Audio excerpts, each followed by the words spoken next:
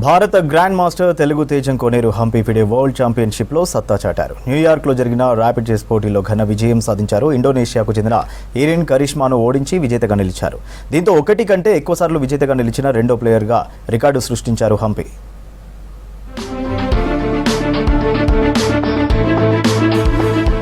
FIDE world rapid chess championship 2024 పోటీల్లో తెలుగు తేజం కోనేరు హంపి సత్తా చాటారు. ప్రపంచ ర్యాపిడ్ చెస్ ఛాంపియన్ గా గ్రాండ్ విక్టరీ సాధించారు. టోర్నీలో 8.5 పాయింట్లతో అగ్రస్థానంలో నిలిచారు. గతంలో 2019లో జార్జియాలో జరిగిన టోర్నీలోనూ ఛాంపియన్ గా నిలిచిన Humpy China grandmaster Ju Wenjun తర్వాత ఒకటి కంటే ఎక్కువసార్లు విజేతగా నిలిచిన ప్లేయర్ గా రికార్డు సాధించారు హంపి.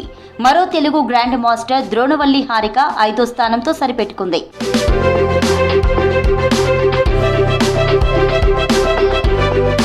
న్యూయార్క్ వాల్ స్ట్రీట్లో FIDE world rapid chess championship పోటీలు జరిగాయి.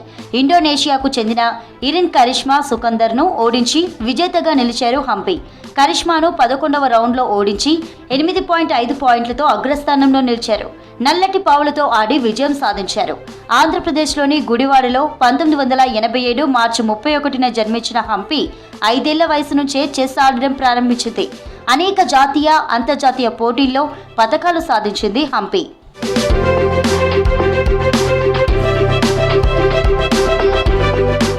ప్రపంచ చెస్ ర్యాపిడ్ ఛాంపియన్షిప్ సాధించడంపై హర్షం వ్యక్తం చేశారు కోనేరు హంపి. దీన్ని అస్సలు ఊహించలేదన్నారు. ఈ విజయం తనలో ఉత్సాహాన్ని నింపిందన్నారు. ఫ్యామిలీ సపోర్ట్ తోనే ఈ స్థాయిలో ఉన్నానన్నారు Hampi. In my whole career, whenever I am on the lower side, like when I'm thinking I'm dropping off, some miracle happens and I raise back, so that gives me the motivation to further compete.